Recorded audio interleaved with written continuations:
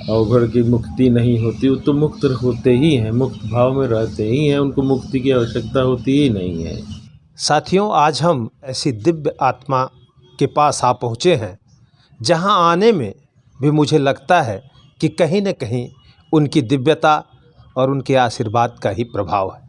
मैं जिनके चरणों के पास बैठा हूं, ऐसे गुरुपद संभव राम बाबा, जिनके गुरु साक्षात ब्रह्म अवधूत भगवान राम जी थे, जिन्होंने वैश्विक स्तर पर सर्वेश्वरी समूह की स्थापना की और वो पूरे विश्व में आज खड़ा हुआ है। लेकिन एक प्रश्न उठता है, अघोराणाम परो मंत्रम नास्ति तत्वम गुरु परम।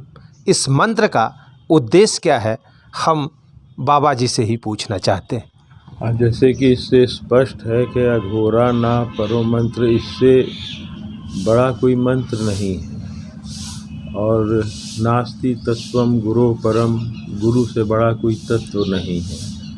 तो इन दोनों से समन्वय से उस परम अवस्था को प्राप्त किया जाता है और जन कल्याण के लिए, जगत कल्याण के लिए कार्य किए जाते हैं।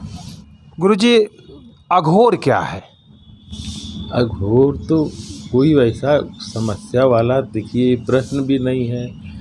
अघोर वो है जो घोर ना हो, वही अघोर है।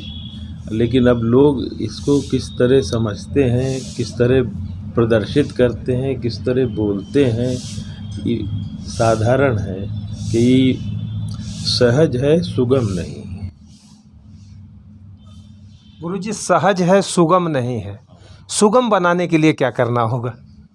आजकल कोई उतना सहज हो जाए तो सुगम हो जाएगा, लेकिन कोई उस सहजता को प्राप्त ही नहीं कर पाता है, कोई सहज हो ही नहीं पाता है।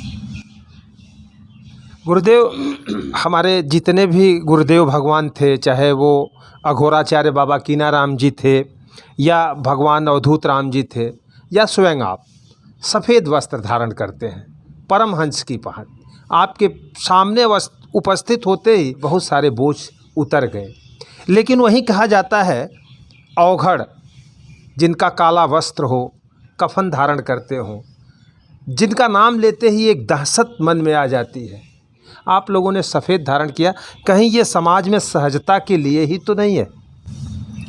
सफ़ेद पे तो कोई भी छींटा लगे तो साफ दिखाई देता है, और जो काला है या श्मशान का वस्त्र है तो वो एक भय का, लोगों के भले प्रतीक हो, जो पास में नहीं पसंद करते हैं कि लोग ना आवे हमारे पास, और न वो लोग प्रदर्शन भी नहीं करते हैं, और लोग नहीं आने देने के चलते वो रहते हैं। और श्मशान का वस्त्र इसलिए रखते हैं कि भाई उनको कोई घृणा नहीं है, मृत्यु और जीवन एक समान है। जैसे लोग कहते हैं कि अवघड़ की मुक्ति नहीं होती, वो तो मुक्त होते ही हैं, मुक्त भाव में रहते ही हैं, उनको मुक्ति की आवश्यकता होती ही नहीं है।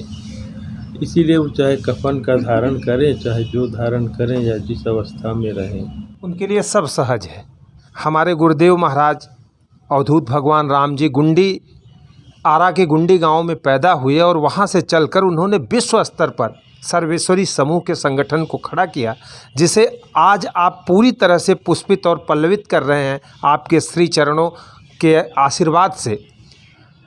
क्या उद्देश्य था इसका? इसकी स्थापना के पीछे क्या मूल उद्देश्य था? इसके लिए जन कल्याण, मानव कल्याण, और जो गड्ढा हो गया था उसको भरने के लिए उनका अवतरण हुआ था, और उन्हीं के आशीर्वाद से सब चल रहा है, सब हो रहा है। जो प्राचीन हमारे पीठाधीश्वर लोग थे, उन्होंने जो अपने हाथों से वैष्णवी या अघोरी कुटियों की स्थापना की थी, मठों की, बहुत सारी उसमें जीर्ण शीर्ण अवस्था में पहुंच रही हैं। महाराज जी क्या कहना चाहते हैं, कैसे रख रखाव उनका होगा?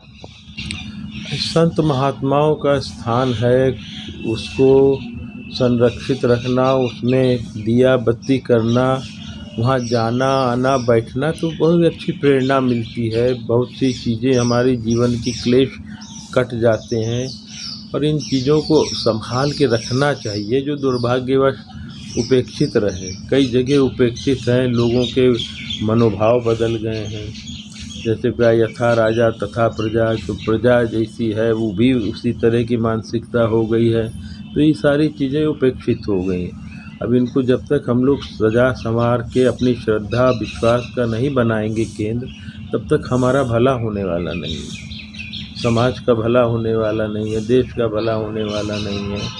क्योंकि वहाँ जाने से अनेक तरह की प्रेरणाएं मिलती हैं। आप कुछ ना करिए, शांति से बैठिए, अपनी श्रद्धा अर्पित करिए, उसमें ही बहुत सी चीज़ आपको मिल जाती है। लेकिन आपको उसके लिए श्रद्धा ही ज़रूर नहीं है, प्रेम होना चाहिए। श्रद्धा किया जाता है, प्रेम हो जाता है। तो जिस दिन प्रेम हो जाएगा, मनुष्य की मनोदशा स्वतः बदल जाएगी। गुरुजी, लोक मंगल जन कल्याण के लिए आप निरंतर कार्य करते रहे हैं और आपकी लोक मंगल की दृष्टि पूरे जनमानस पर पड़ती रही है। आज समाज में श्रद्धा को लोग अंधविश्वास के तराजू पर तौलने लगे हैं। वर्तमान राजनीतिक हालात देश के लिए ठीक नहीं है। क्या संदेश देना चाहेंगे गुरुजी? कुछ नहीं देना चाहेंगे। जैसा मैं अभी बताया कि उन महापुरुषों के या महापुरुषों की जो समाधियां हैं या जो उनकी थाती है, उनके विचार हैं, उनकी लेखनी है, उस पर लोग ध्यान दें। जो देगा वो उच्चतर स्थिति को प्राप्त होता जाएगा। जो नहीं देगा या जो आधुनिकता में ही चकाचौंध में ही पड़ा हुआ है, तो वो तो समस्या वो समझेंगे भी नहीं इस बात को, और उस सब चीज़ों को अंधविश्वास के ही दायरे में लेंगे, क्योंकि उनको दिखाई नहीं दे रहा है। और जो दिखाई नहीं दे रहा है वही असल में है, और जो दिख रहा है वो तो हो सकता है हमारी आँख का धोखा भी हो। सन्यासी के हाथ में इस प्रदेश की बागडोर है और सन्यासी से हम बातचीत भी कर रहे हैं। माया मोह लोभ लोगों को आकंठ घेरे हुए है। एक निर्मल सन्यासी के रूप में आप ऐसे माया मोह से घिरे हुए लोगों के लिए क्या संदेश दे रहे हैं? ज़्यादा माया मोह रहेगा तो लोग दुखित, परेशान, प्रताड़ित होंगे। माया मोह रखें, अपना ममता भले रखें, लेकिन अपना जो कर्तव्य अधिकार हैं उनको ज़रूर ध्यान दें उस पर। और जहाँ तक आप कह रहे हैं एक सन्यासी यहाँ पर हैं, तो समय काल विपरीत होने से प्रकृति अपने ऐसे व्यक्ति को बैठा देती है जो उसके पास मोह माया नहीं है, उसकी आवश्यकताएं कम है, उसको किसी चीज़ की आवश्यकता नहीं है, तो सुधार ले आता है, धीरे धीरे सुधार कर देता है। जिनके पास बैठकर सिर्फ आशीर्वाद लेने की हैसियत होनी चाहिए, उस स्थिति में मैं प्रश्न कर रहा था और गुरुजी हमारे प्रश्नों का उत्तर दे रहे थे। उसका बहुत सारा गूढ़ रहस्य था जो मेरी भी समझ से परे है। ऐसे सिद्ध लोगों की आँखों से और उनकी वाणी से निकला हुआ अभिसिंचित वचन लोक मंगल के लिए होता है। इससे अधिक कुछ पूछने और जानने की मेरी खुद की हिम्मत नहीं हो रही है और मेरी मेधा शक्ति जवाब दे रही है। तो मैं पुनः गुरुदेव के चरणों में दंडवत प्रणाम करते हुए अब यहाँ की रमणीयता के बारे में आपको बताऊंगा और ले चलूँगा वहाँ तक जहाँ सर्वेश्वरी समूह के इस पड़ाव का तीर्थ स्थल फैला हुआ है। तब तक के लिए नमस्कार दोस्तों।